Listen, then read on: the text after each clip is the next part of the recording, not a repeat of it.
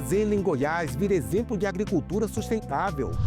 A audiência pública aponta prós e contras das energias renováveis. Pensão alimentícia via Pix. Câmara aprova e envia projeto ao Senado.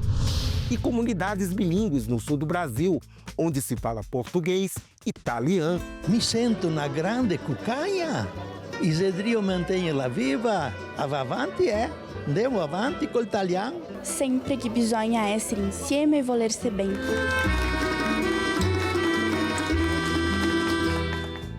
O Congresso, Senado e Câmara é um só. Assembleias são 27, Câmaras de Vereadores, mais de 5.500. Tudo isso é poder legislativo, com decisões que impactam a sua vida. E a gente mostra aqui no Parlamento Brasil, um programa que há 19 anos é feito em parceria com TVs legislativas de todo o país. Eu sou André Ricardo, vem comigo!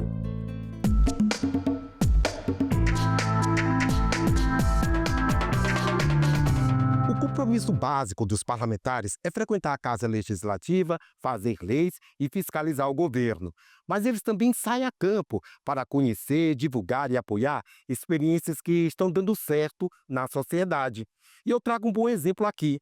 O empreendimento familiar com o uso criativo e natural do solo está acontecendo em Pontalina, município goiano de 20 mil moradores, 120 quilômetros ao sul da capital Goiânia. Confira a reportagem.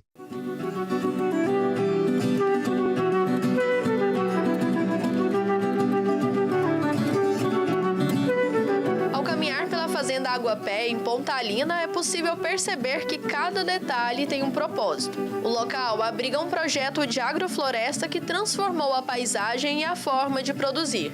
A ideia é simples, mas poderosa. É plantar como a própria natureza faz. A prática imita uma floresta, com plantas de diferentes espécies que, juntas, criam um sistema regenerativo. É uma nova forma de plantar, mas com um olhar voltado para o futuro.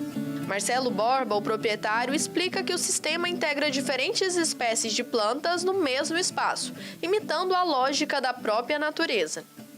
Nós temos aqui um talhão de frutas tropicais, dentro de um conceito agroflorestal. Nós temos um talhão de frutas de clima temperado, que a gente está tentando fazer a produção.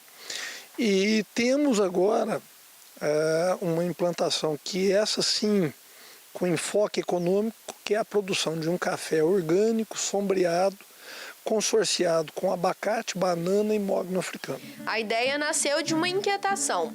Como recuperar o solo degradado e, ao mesmo tempo, garantir produção? O resultado foi surpreendente.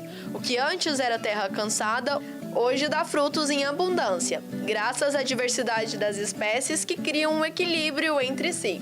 Nessa atividade a gente tem dois problemas. O primeiro é implantar o projeto.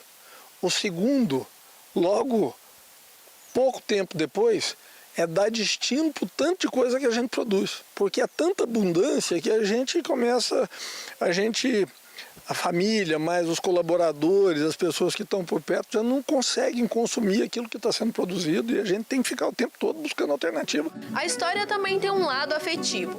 Para Ana Maria, esposa de Marcelo, é uma forma de resgatar a história da família e, ao mesmo tempo, cultivar algo que vai muito além da produção convencional. Essa propriedade aqui, ela foi construída pelo meu pai. É uma propriedade que vem de família, então tem parte aqui que foram dos meus avós paternos, avós maternos. A gente tem um neto e a gente quer que esse neto ele tenha essa noção da riqueza, né? Da riqueza, de onde ele veio, das origens e tudo mais. E não tem como você ter essa visão se você não tem contato com essas coisas. Durante a visita, o deputado Paulo César Martins quis conhecer de perto cada etapa do sistema.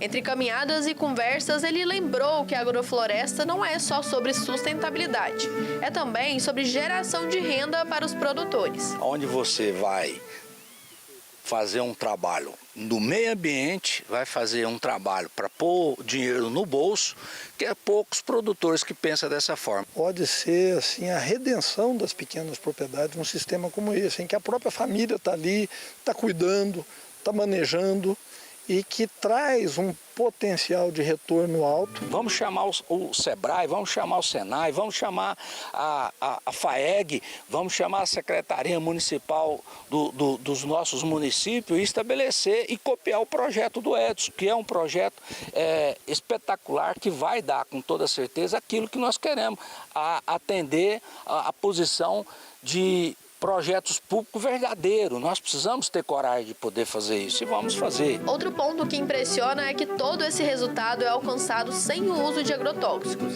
A própria diversidade de espécies garante o equilíbrio e o controle natural. Para os vereadores que acompanharam a visita, o projeto coloca Pontalina como pioneira nessa prática. O pessoal que for mexer com isso vai ter que ter um pouquinho de paciência, que não é igual ao tradicional, que você plantou hoje e amanhã você está tendo resultado.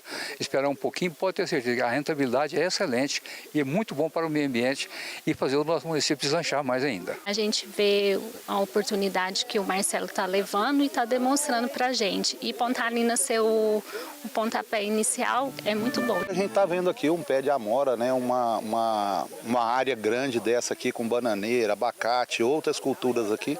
A gente vê que a gente pode estar levando isso para o município, né? E para o prefeito de Pontalina, a iniciativa é um orgulho. Mostra que é possível unir tradição agrícola e sustentabilidade dentro do município.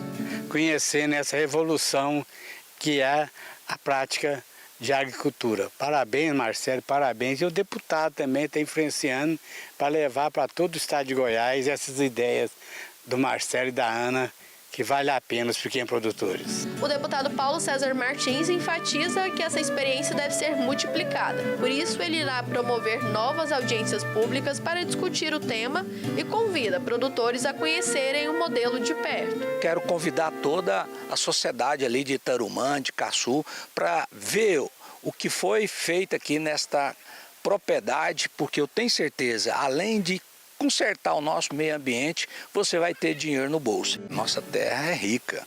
Olha aí o presente que ela dá pra gente, ó. Aí você tem de ter coragem para plantar. Bora, Brasil! Vamos conquistar nossas terras e tirar a riqueza que ela tem no plantio, ó, e melhorar o nosso meio ambiente. Turismo acessível para pessoas autistas é previsto em lei no Amazonas. Deputados paraibanos ouvem comunidade sobre impactos das energias renováveis. E no Espírito Santo, a Assembleia treina servidores em primeiros socorros e atendimento pré-hospitalar. Veja o que foi notícia nas casas legislativas do país.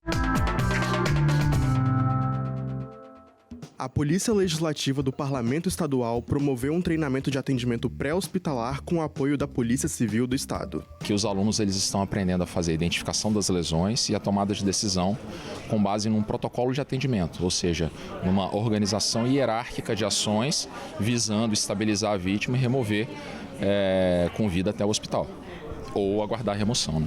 Ao todo, 25 pessoas, entre policiais legislativos e analistas, participaram do treinamento. Durante as atividades, os servidores receberam instruções práticas e teóricas voltadas para situações de emergência, que podem acontecer dentro da Assembleia. O objetivo é garantir que todos saibam como agir diante de acidentes, crises de saúde ou até episódios de violência. Tudo para aumentar a segurança coletiva e a capacidade de resposta imediata. Eventuais problemas que vierem a acontecer dentro da Assembleia, termos uma noção do que fazer, né? De como proceder para estar salvando vidas e até mesmo resguardar até a nossa vida mesmo.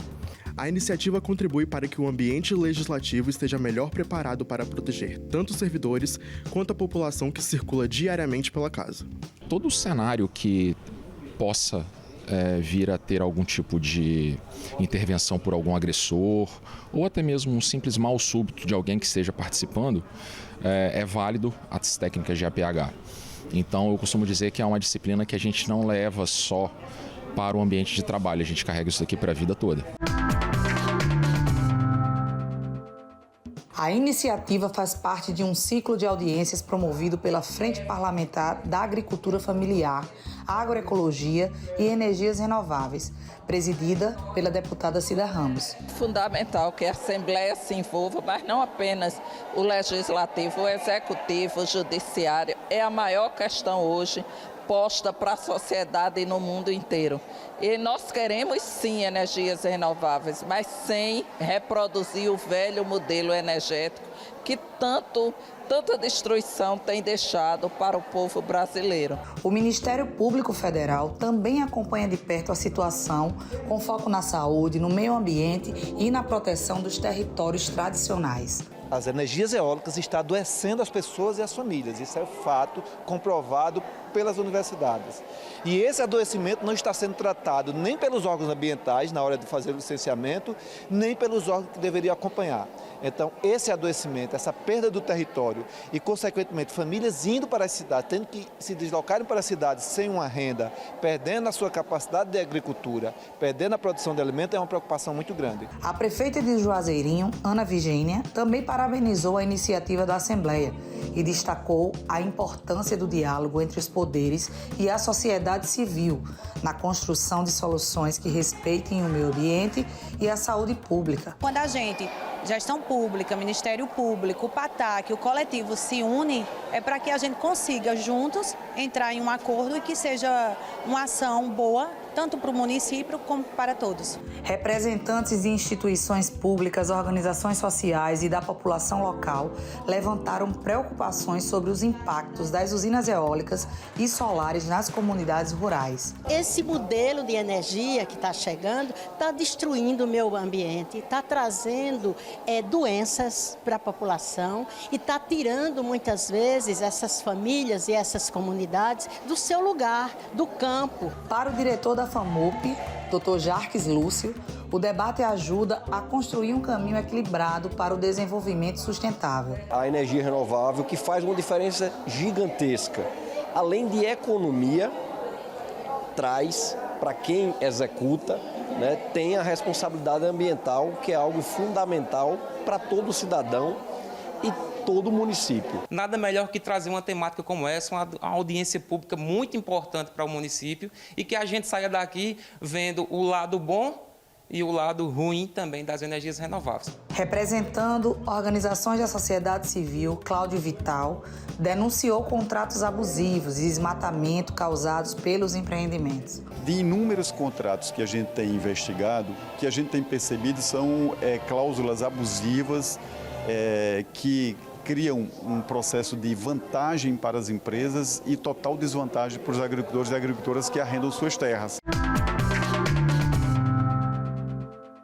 Uma lei aprovada na Alean, de autoria do deputado Tiago Abraim, promove o turismo acessível para pessoas com autismo. A nova legislação tem como objetivo garantir que as pessoas com TEA e os familiares possam usufruir das belezas naturais, culturais e históricas do estado, com mais segurança, conforto e respeito às suas necessidades específicas. A lei prevê a adaptação de espaços turísticos e de serviços para que se tornem ambientes mais acolhedores, seguros e adequados. Para o parlamentar, este direito garante que todas as pessoas, independentemente de qualquer condição, possam viver experiências enriquecedoras no Amazonas.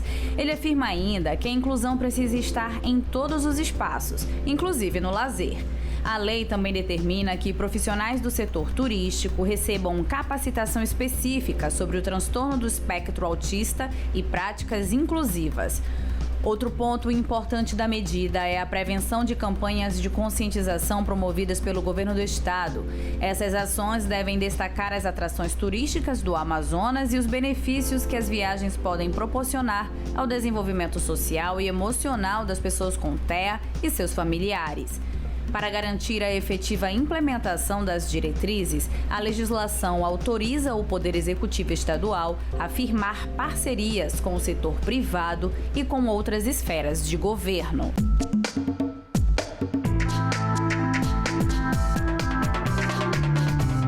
O Pix, como sabemos, caiu no gosto do brasileiro.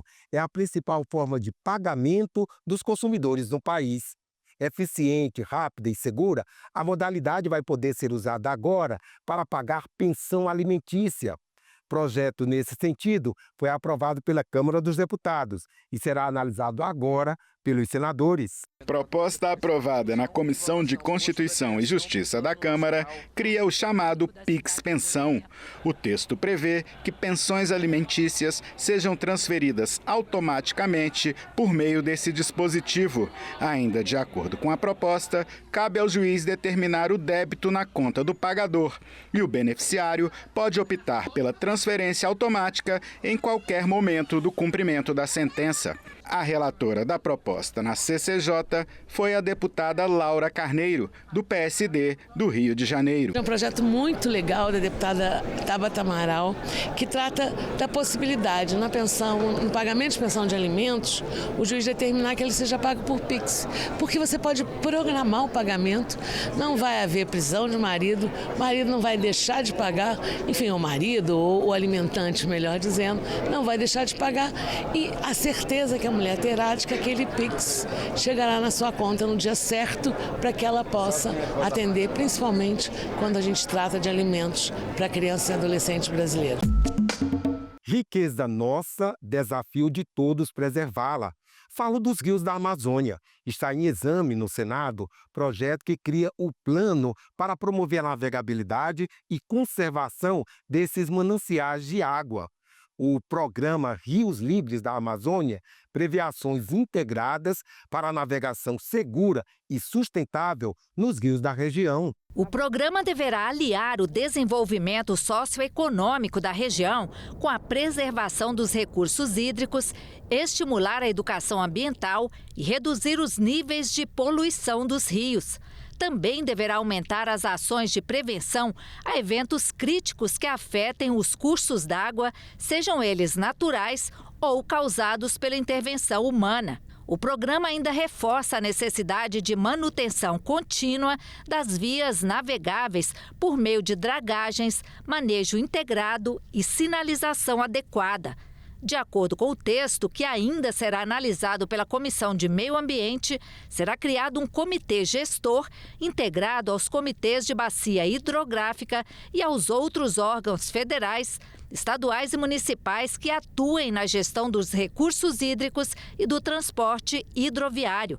Esse comitê será responsável por elaborar o plano, coordenar a execução e fazer a atualização a cada 4 anos. O projeto foi retirado de pauta por algumas vezes para chegarmos a um acordo comum com o governo e com o autor. Encontrado este acordo, submetendo esse projeto e pedindo aos colegas, aos nobres pares, a aprovação do nosso parecer.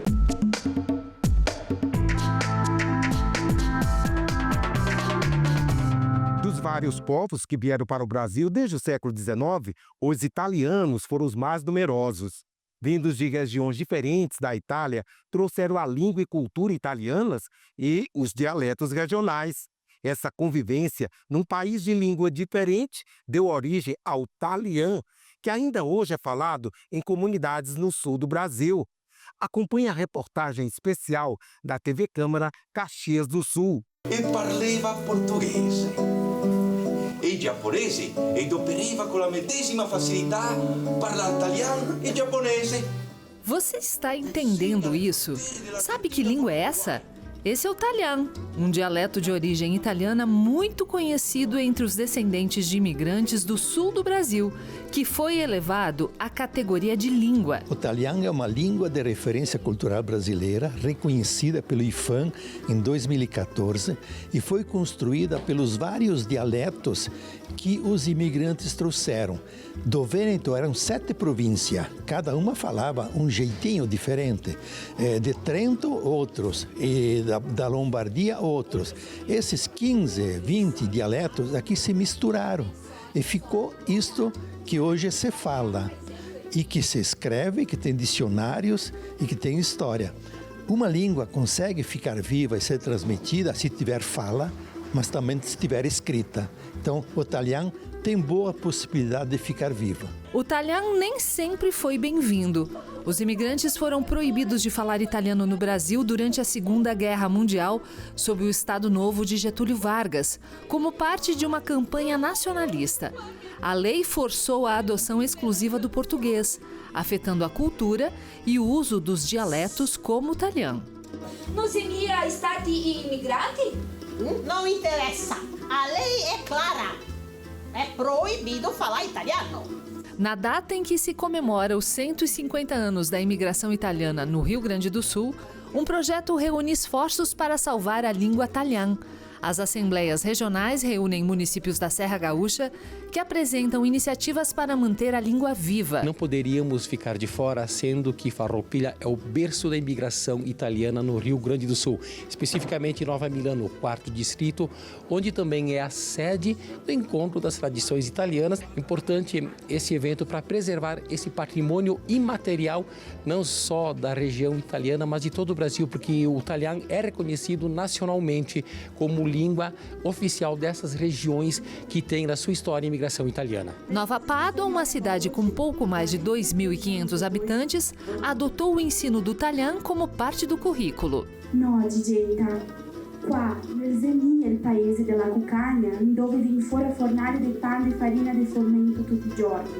É maravilhoso porque eles nos enchem de orgulho, porque a gente percebe que o italiano ainda está vivo e temos como resgatá-lo, aprimorá-lo e torná-lo uma língua falada entre os jovens. O italiano, ele é uma forma da gente contar a nossa história e dos valores que nos trouxeram até aqui.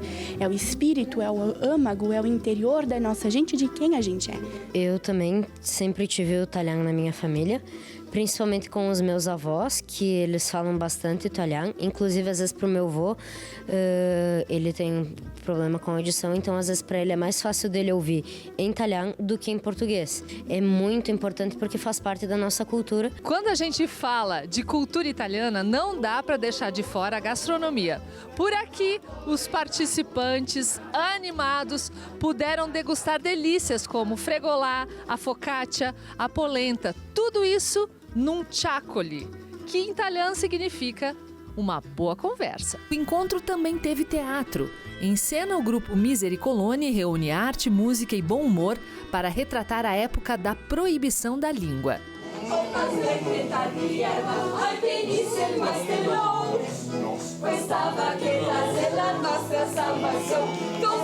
Durante a proibição do italiano, um personagem deu voz aos imigrantes italianos, Nanetto Pipetta, um herói que retrata o imigrante simples, seu dia a dia e que foi sucesso de público num folhetim publicado durante um ano no jornal Estafeta Rio-Grandense. A primeira obra de ficção do italiano foi criada pelo frei capuchinho Achilles Bernardi. Por motivos de censura, as crônicas semanais pararam de ser publicadas em fevereiro de 1925. Mas depois foram imortalizadas num livro do personagem. Um esforço conjunto para garantir que o italiano ainda seja falado e ouvido por muitas gerações. Língua não é imposição e também não se pode proibir. Qual é a língua da gente? É aquela em que a gente sente e não a que manda o patrão. Então, qual é a língua da gente? Mantemo a nostra língua viva perché è un tocco de Nantes. Mi sento una grande cucagna. Isidrio mantenha-la viva. Avanti, andiamo avanti col italiano. Andiamo avanti sempre che bisogna essere insieme e volersi bem. Que tocca manter a nostra língua viva.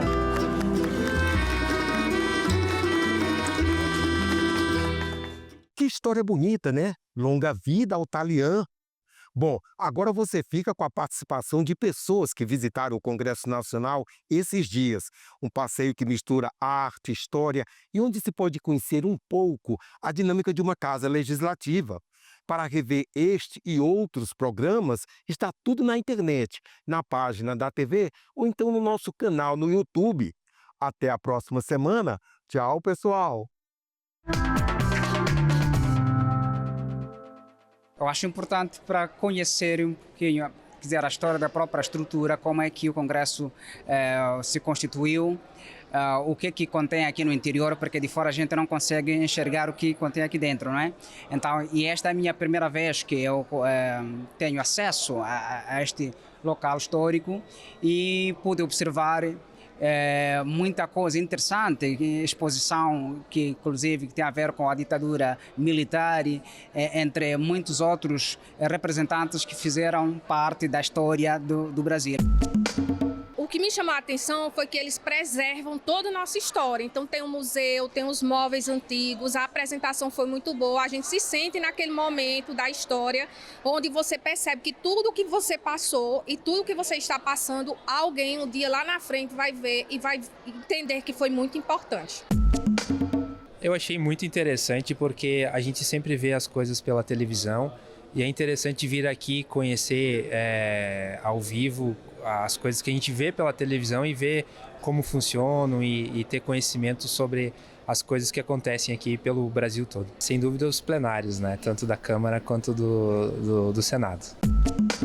Foi uma experiência maravilhosa, incrível, principalmente porque eu pude trazer os meus filhos que estão estudando isso na escola e pude trazer um pouco de vivência, um pouco de realidade para o que eles veem na escola e nos estudos na teoria, né? Olha, o tamanho do espaço, as obras que tem aqui e principalmente baseado nos últimos acontecimentos, existem obras inclusive relacionadas ao 8 de janeiro que estão aqui e isso é uma informação que eu não tinha e eu gostei muito de saber disso.